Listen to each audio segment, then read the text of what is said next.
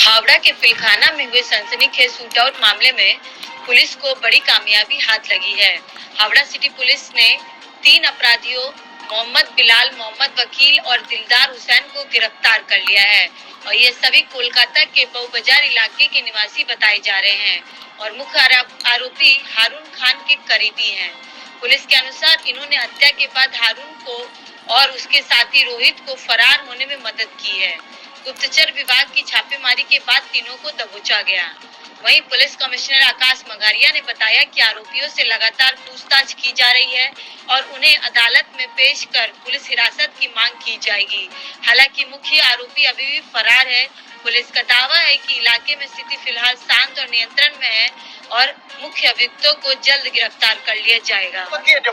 Development আমরা তিনজন অ্যাসোসিয়েটকে arrest করেছি যারা ইনসিডেন্টের আগে আর পরে ওকে হেল্প করেছে আর ওদের আমরা ওদের সম্পর্ক পাচ্ছি কি এরা এই কনস্পিরেসিতে ছিল।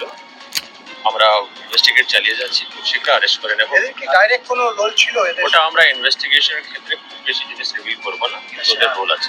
ওরা কি পিসিতে নিচ্ছে? আমরা পিসিতে নিচ্ছি।